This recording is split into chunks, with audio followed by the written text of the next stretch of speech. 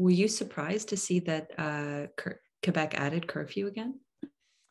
I kind of was, because you know, there are a lot of measures that we probably need to be putting in place, and you know, the curfew. So there's good, you know, there's evidence to suggest that a curfew works, and theoretically it works because it, you know, once again, it minimizes people's level of contact. It carries a huge amount of sort of stigma with it, and it's very polarizing. And it's probably not, you know, throughout the pandemic, what we've sort of really realized is that, you know, general gatherings in the evenings is not really what's been the biggest driver of cases, right? If you actually look at where the, you know, the outbreaks are occurring, that's not really been, never has been a real key component. So, I mean, you know, we're pretty desperate at this point in time. So all measures are good measures to some degree, but is it the most efficient? Is it the most effective? Is it going to, I mean, it's certainly going to be the one that carries the most amount of pushback and creates the most amount of resistance in people. So I was surprised they brought it in. I think there are much more important things they really should be probably focusing on that are probably going to get us to where we need to be faster than the curfew. Would you be willing to elaborate on what some of these things are? Yeah, I mean, I think the you know, the key elements were restaurants, you know, trying to identify areas where we have larger outbreaks. So we know that restaurants are starting to be an area, places where people congregate in spaces on mass. So reducing the number of people in stores, you know, closing down things like cinemas, et cetera, et cetera. They're going to be really important.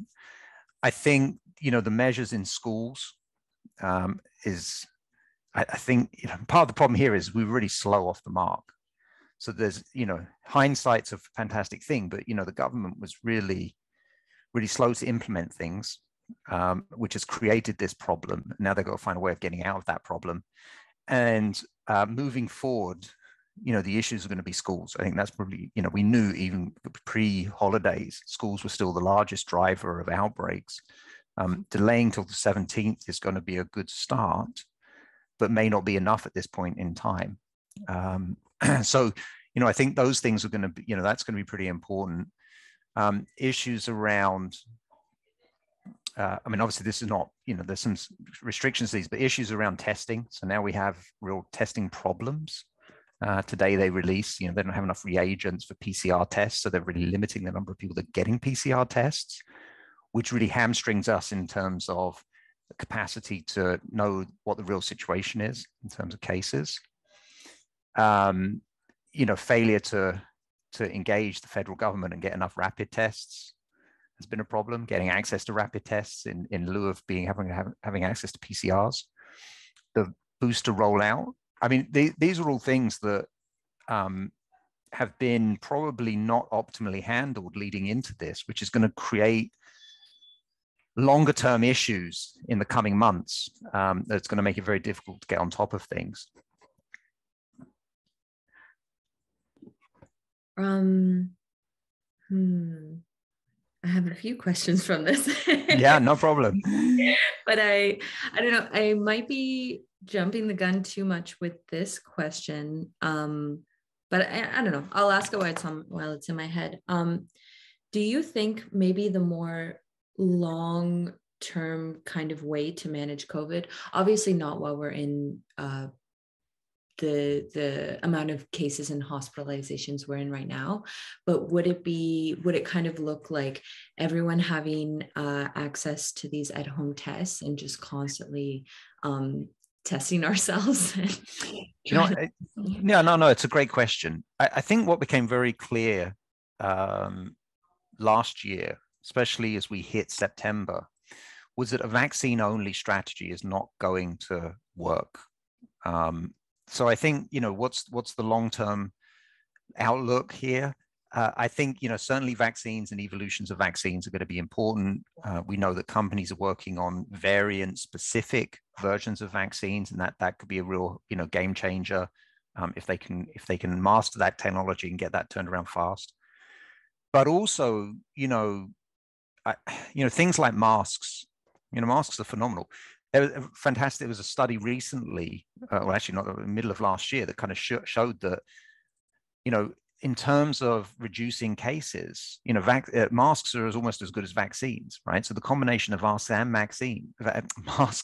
and vaccines, is going to be critical moving forward. So trying to really minimize distance from people, having masks being the cornerstone of how we interact in spaces is and instilling that as just a fundamental thing that we need to do moving forward.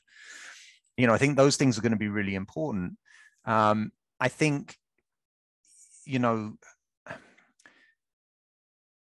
the rapid tests, it's interesting, countries in Europe have had rapid tests for quite a while. In the UK, most of my family is still in the UK, so I still have a good connection with what's going on there. They've had rapid testing for a very long time. Yet you look at them now and they're in as much trouble as we are, if not even worse. Right? Now, largely that's probably because the government strategy has been even worse than Quebec's strategy. I mean, they've been out to lunch with that. But, the rapid tests will have, I know people that will, anytime they're thinking of going out to meet with other people, will automatically do a rapid test. And they have had instances where people have tested positive. And because of that, they're like, I'm not going. So even if that actually breaks a chain, so prevents further spread, it's going to be a positive thing. And what they've finally got down to, it took them a while to figure this out, is how to track that, right? So now they have a system where for you to be able to get access to your rapid tests, you have to sort of log the tests that you've done. So you get a kit of 7.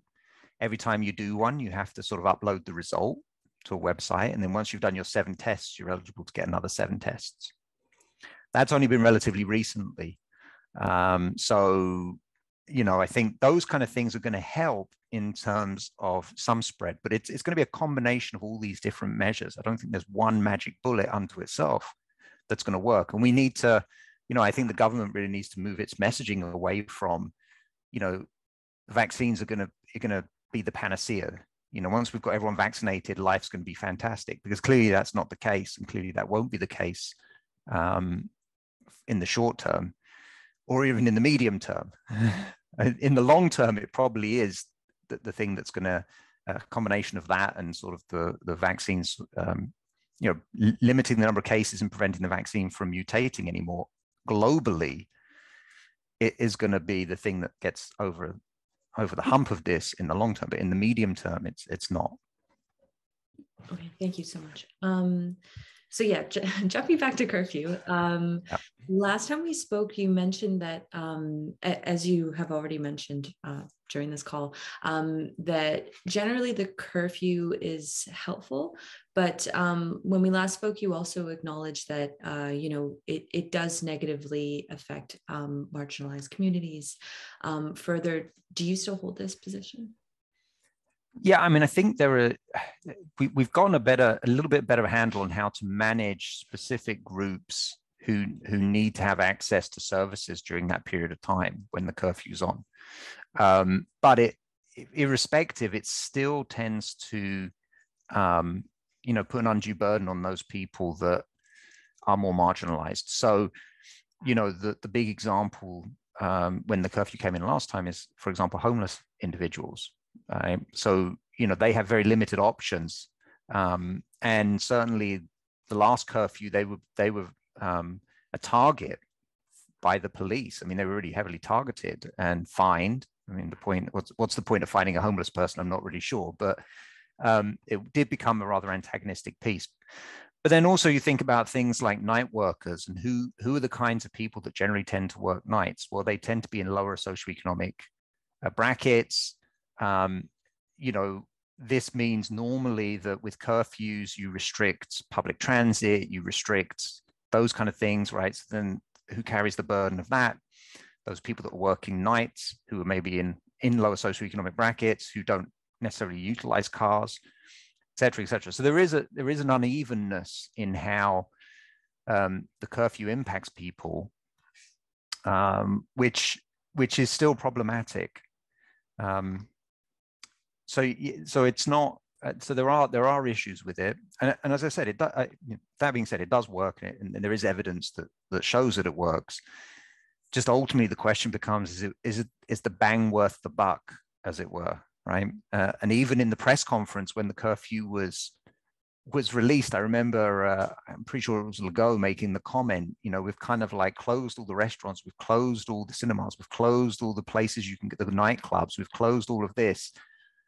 And we're introducing the curfew, but it was kind of like said, well, but even though you've got nothing to do, we're still going to have the curfew. And it's kind of like, yeah, you've limited the places where the outbreaks are occurring, which is these venues where people are congregating indoors. It's not, being outside and walking around the street at 11 o'clock at night with friends is not really where we're getting outbreaks. That's not really the issue. It's all the other things that are associated. So if you handle all the other things, the curfew becomes less potent, becomes less important. So it will add, because it will mean that it's another thing that dissuades people. But the negative consequences, do they offset the potential positives, and how much is that positive gain? And that's the hard thing with the evidence around curfews. It's really difficult to sort of say this is how much benefit you get from them, because they always come with other things, right? It's not like it's solely a curfew, it's a curfew plus, and disentangling that's very difficult to do.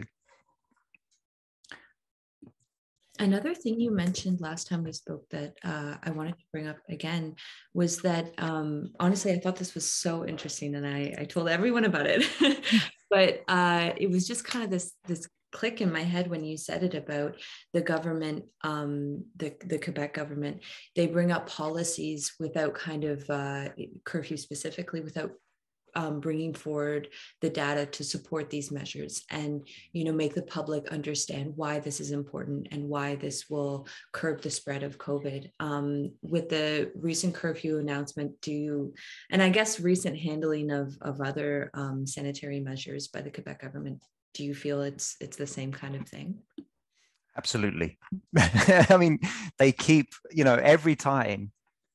Okay, so one thing I will say is that at some of the most recent press conferences, they have made an attempt to sort of identify, for example, with vaccination, the probability that if you're unvaccinated, you will end up in hospital. So that, they've started to provide a smidge of data per se. So that, that's, they got to get a little tick for that. But in general, when they introduce measures, they don't really talk about what they perceive the benefit of that being. What have they modeled that out to look like? A really good example is the rapid deceleration in the number of people you could have around for Christmas, right? So it went from 20 to 10 to 6. And it was like, it's so arbitrary. 20, 10, 6. I mean, people were sitting there going, what? And what you really needed to have done, if you really wanted to make that impactful, what you really want to do is sort of empower the individuals so that they understand what risk they're taking on board. So you could model it out and say, well, if 50% of the population got together for Christmas and they had 20 people gathering together for those 50%, here's what we would anticipate spread would look like. If you cut that to 10 people, here's what we would anticipate spread would look like. If you cut it to 6, here's what we would anticipate it looks like. And that's data that you can easily show, and you can easily project those numbers and put them on a graph, and you would see very clearly, that the overall cases would be dropping quite significantly, not just for Christmas, but January to March, April time, right? Which is where we're really going to get hit by all of this. So you could give those projections, you could give that information, and the more you do those kind of things, the more you really empower people to understand what their level of risk is, understand the impact of their actions on the bigger picture, and so on. It's the same thing as well as, one of the very frustrating things has been it's not necessarily the number of people you have over, but what have those people been doing, right? And that's nothing that then the government never talks about that. And so, you know, you could have a family of 4 over. You could be a family of 4. Family of 4 could come over, but if the 2 of you have been isolating, your risk is relatively low. Versus that one uncle who the weekend before Christmas went out to their Christmas party and they went out with drinks with friends and so on. Their individual risk is significantly higher than the 4 people who've been in a household who've been like keeping away from everyone. And so those kind of things is where the misstep is, I think. They're the kind of things where if you don't give that information to individuals, then what you create is this sort of dictatorial system where people will just assume things are on or off, good or bad. And there's no self-evaluation. And so they sort of become powerless in the process of making good decisions because they're just assuming that if the government says this is okay, it's okay. If government says it's bad, it's bad. And it becomes dogmatic rather than thought through. I don't know if you're willing to answer this. I mean, it's a little bit of my own personal bias, but do you think that the Quebec government, in terms of, I mean, among many other things, but specifically for COVID, they kind of model whatever France is doing? No, I don't think so. Partly because France has been really out on a limb in terms of a lot of where they've gone with things. And it's always been interesting. Actually, one of the things really fascinating from the iCare study, we looked at vaccine hesitancy very early on, and we looked across countries. So we looked across multiple countries, and unsurprisingly, before the vaccine was available, France had significantly lower sort of vaccine acceptance. It was about 57% of people were willing at that point to get the vaccine versus the majority of other countries were in the 70-80% range. So French people are very unique in how they see the world. And so a lot of their policies have to be adapted, and a lot of their thought process has really been in France has had to try and negate that. I don't think we have quite the same phenomenon here in Quebec.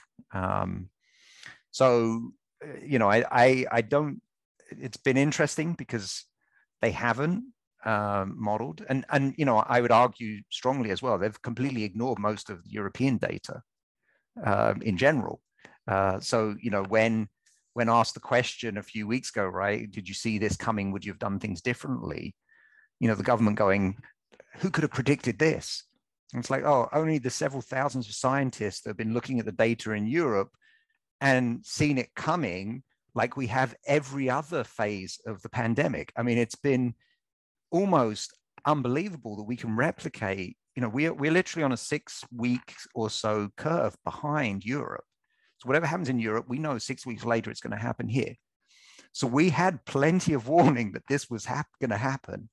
We just decided to ignore it. So, you know, so I'm not sure that they follow much of what's going on in other places, unfortunately. Okay, that's good to know. And then maybe this is also kind of a silly question because I know that you know, the cases are different by each province, but do you think that that it's a bit, don't want to use the word silly, but it's just not so beneficial that each province kind of puts forward their own measures, such as, you know, Quebec being the only province having the curfew? Yeah, I think, and that's a fantastic point. And you know, the one parallel I can draw is Australia, and certainly in the first wave and probably the first year of the pandemic, the Australian federal government stepped in and said, you know, because they have a similar system to us, right? So they have states rather than provinces, but it's the same phenomenon. Healthcare is a state-based purview. The feds kind of work in a similar fashion as ours do. But the federal government stepped in and they said, okay, we're getting everyone together. We're going to have a unified plan so that all Australians know what's going on. We're all going to sort of stick to this sort of general philosophy. What they did was they built a general plan that allowed to take into account where every state was at a particular point in time, but the structure was the same. So when cases start to increase in a certain place, everyone was supposed to jump on board and do the same things. And then when it came down, they could do, they could release things and so on. But everyone was working to the same philosophy. And it worked really well. I mean, Australia was, through the first wave or so in the first year, they did phenomenally well. Subsequently, they've sort of stopped, they've moved away from that, and it's got down to a state-based thing. And, I think they're a bit more in chaos now than they've been in the past. And I certainly feel like the federal government missed a huge opportunity in Canada to effectively get everyone around the table and say, okay, we need a national strategy so that everyone is on the same page, so that all Canadians are getting the same message, and that as much as possible, all of the measures are being aligned. And certainly if they'd have done that, you'd have got a lot more coherency of understanding. And the messaging would be so much more powerful. And you'd have certainly a much greater capacity to nuance a lot of that messaging. So all the provinces and the federal government were speaking the same language. And that would have certainly reinforced all of those measures. It didn't happen. I think it probably didn't happen because we have a minority federal government, and obviously provincial jurisdictions are things that are very sensitive issues. And everyone's always in politics, you're always looking to what can you get away with and how far can you push the envelope before you start disenfranchising certain members of the electorate that you worry about. So I think that probably scared off the feds from doing that. But it would have been a phenomenally useful and certainly in retrospect, one of the key lessons we probably have to learn from this is that in these kind of instances of national emergencies, that the federal government has to take a much more active role in coordinating universal responses. Thank you so much. Just on curfew, are there any maybe statistics regarding curfew I should kind of keep in mind, or if you have like a global ranking of success rates of curfew, these type of things? Yeah, it was funny because I was going to do that just before we met to try and find what the latest data is, because there was some data that was published last year, and I haven't actually gone back to see if it's been updated. I can do that, and I can send you some stuff. I can take a quick look because I'm sure it has been. I know there's been so much work that's been done on trying to understand this.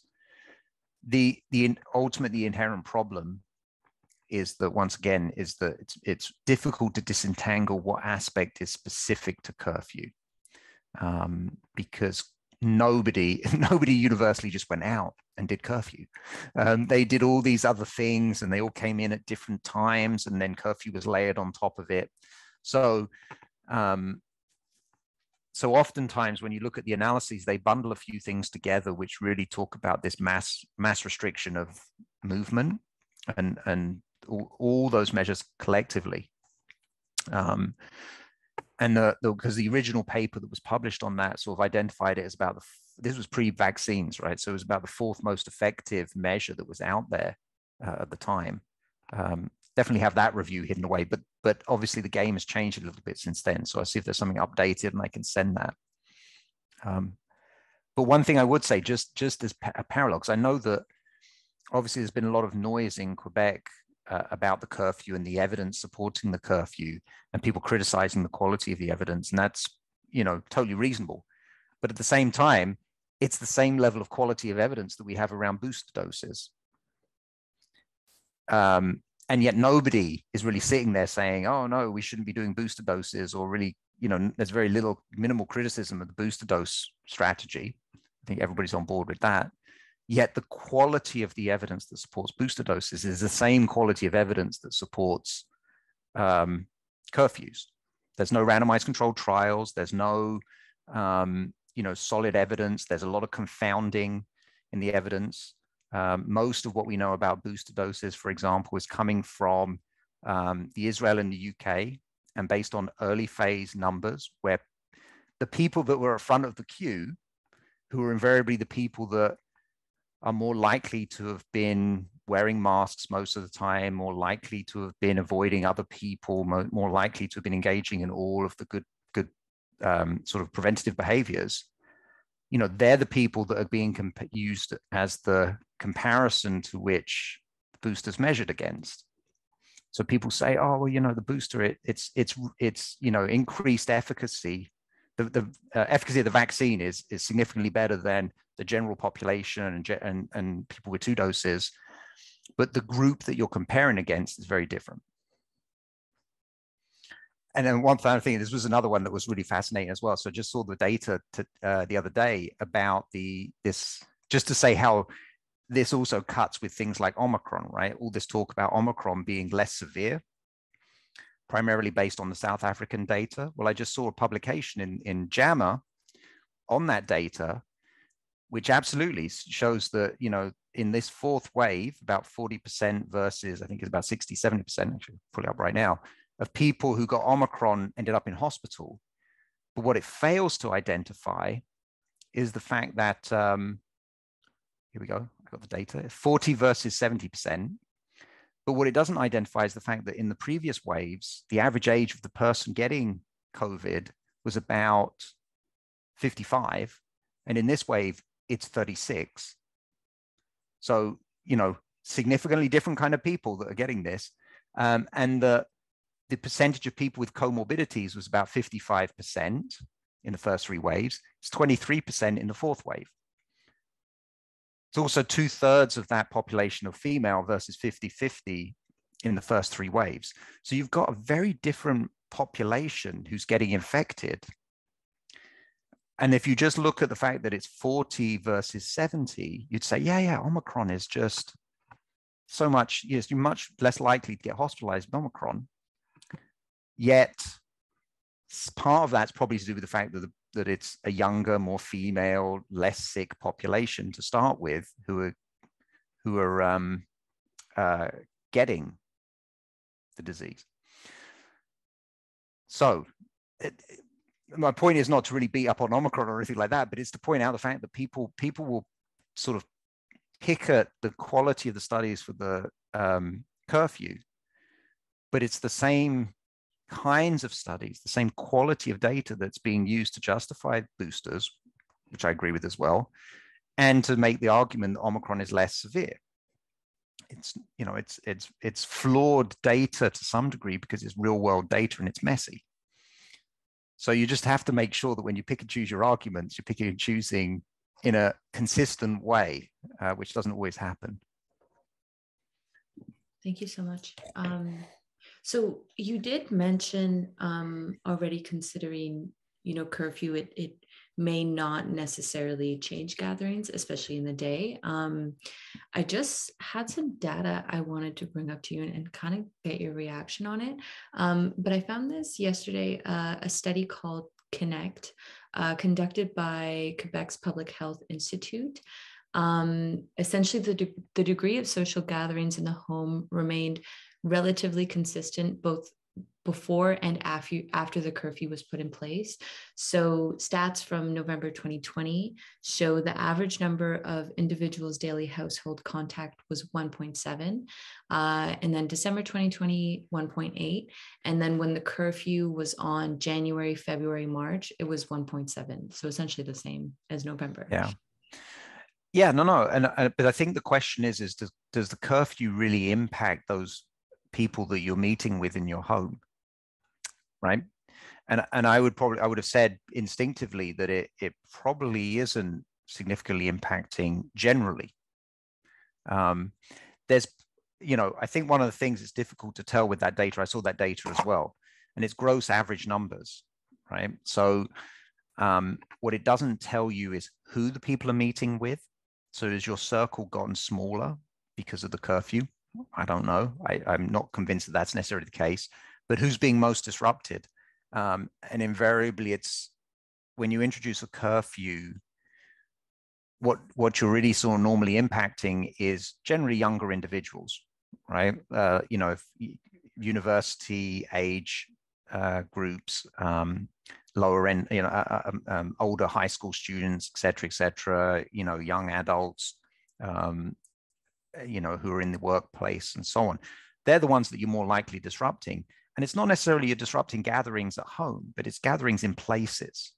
So that's what I'm saying is that how much is curfew adding beyond the fact that you've closed restaurants, you've closed bars, you've closed nightclubs, because that's probably where the largest source of post 10 o'clock interactions are occurring.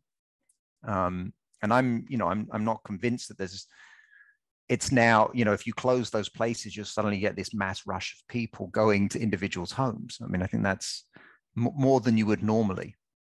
So you disrupt some of that for sure. But you probably, as I'm saying, is probably not as impactful as some of the other measures that are being put in place. Thank you so much. Don't think I have anything else to ask, but I'll just scan my questions.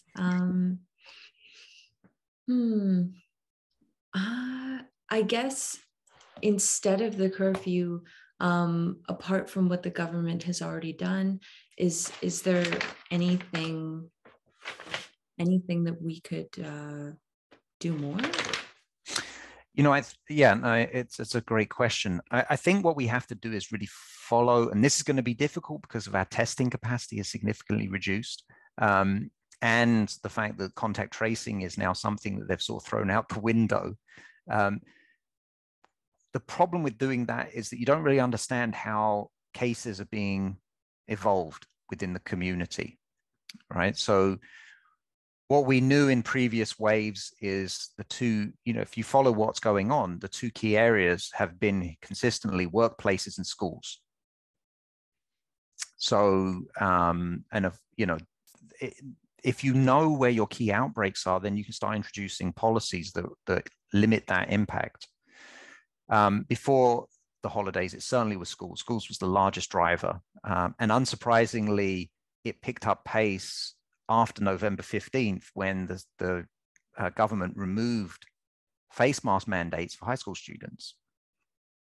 Unsurprisingly, cause and effect, right? You remove a measure, and then it leads to greater increases in outbreaks. So if you understand where the outbreaks are, what you really want to do is then start adapting policies to make sure that you target those areas.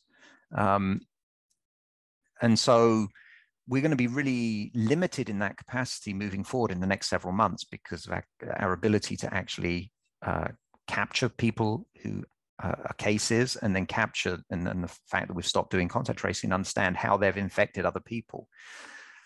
But we really need to be thinking about that in terms of building the strategy moving forward. That becomes the key thing. Now, schools, we know that schools have been a key element. We know that until we get children fully double dosed from 5 to 11-year-olds, until we get 12-year-olds booster doses, until we get ventilation fixed in schools, until we can get high quality masks in schools, we know that schools are going to be a continual problem. So question is going to be, what's going to happen between now and the 17th? How much work is going to be done by the government to be able to make those things happen? Because if they're not doing that, then if they open the schools on the 17th, we're just setting ourselves up for another surge by the end of January. So, I think these things, and here's the frustrating thing. It's like, what is the longer term or even the medium term strategy by the government in how to get over this, right? We know these things. We know that this is a site of key spread. And, unfortunately, the arguments of, well, kids don't get it so bad. Well, yeah, but they become conduits to spread it to other people, especially with something like Omicron, which we know is if a kid brings Omicron home in the house, everyone's getting it, right? I mean, that's almost inevitable now. So what you need to do is try and stamp that out.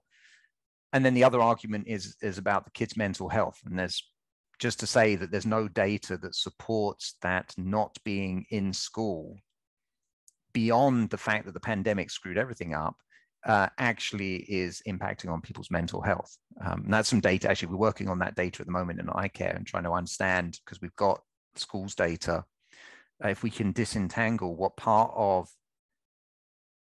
children's mental health is being impacted by the pandemic at large versus the school disruption and the online schooling, because there's a big, once again, huge amount of confounding, right?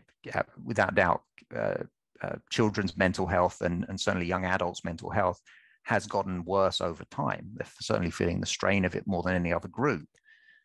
But is that really just because they're doing online school, or is that just because the whole disruption of the pandemic, the limited capacity for them to interact with peers outside of school, as well as within schools, even when they go back to schools, how much is that playing into it more than necessarily the being just online, right? So there's a lot of things in there that are problematic,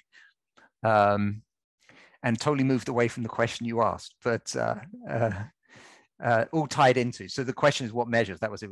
So I think that we've probably hit some of the key things at this moment in time. So all the social things. I think we did it once again too late. You know, the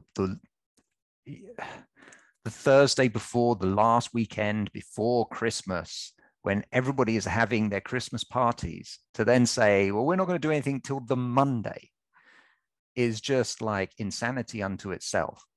And it's those kind of things that are super frustrating.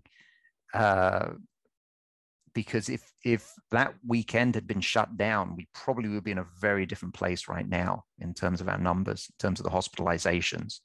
And everybody could see that coming. Even the government could see that coming, because that's why they were introducing measures, right? They just didn't want to upset people and let them have a cancel all of their Christmas parties. But the government has to decide: do they just constantly want to be in a popularity contest, which is their bread and butter, or do they actually want to get on top of this? That's wonderful. Thank you so much. Is there anything I didn't ask that you think is important to keep in mind? The only thing I would say, just one positive unintended consequence probably of the curfew is just that it reduces the probability that non-COVID accidents and incidents are likely to occur. Right? So if you think about it, so things like drunk driving, things like road traffic accidents, general accidents, they most often happen during 10 to 5, right? 10 p.m. to 5 a.m. And to be honest, at this point in time, I wouldn't wish anybody to get sick or anybody to be in an accident, because, the emergency rooms are absolute chaos and mayhem because of COVID.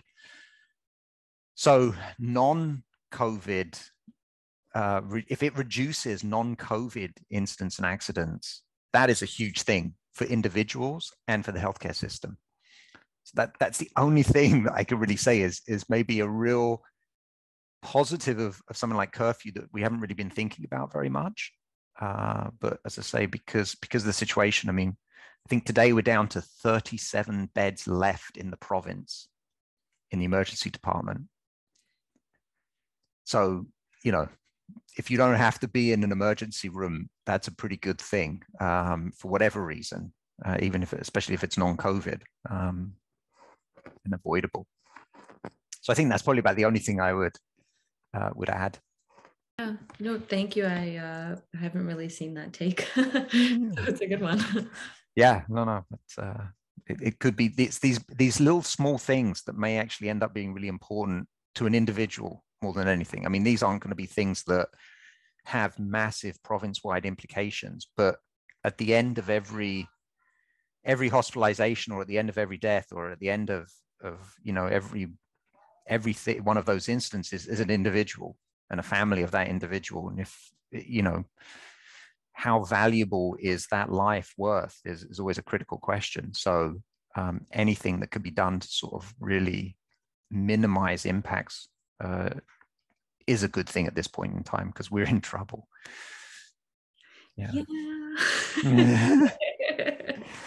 Certainly in the short term. Certainly in the short term. I mean, we'll get on top of it. We'll get over it. We'll, at some point in time, the case numbers will start coming down. I don't know when, and I'm not optimistic, as optimistic as others are about how this is going to spike and then come amazingly down. Because once again, it's not happening in Europe, right? And they're ahead of us, and they're still in this problematic area, and until they start to significantly drop, that we won't know until what the likely outcome of our situation is going to be, because you can almost guarantee that when they start to drop, we'll be X weeks behind them in terms of that. So yeah, so we're still in this for a while yet. That's good to know. Honestly, I'm just going to start watching European news so I can predict the future. Yeah, no. I mean, seriously, it's been unerring how things have just exploded in Europe, and then they hit us. I mean, at various different time points, but in general, it's sort of in that 6-week window or 4 to 6 weeks, depending on how much transmission occurs across. And so it's been, when we had more travel bans, took longer for it to hit us. But as we've opened things up, it's a little bit faster to travel and transfer.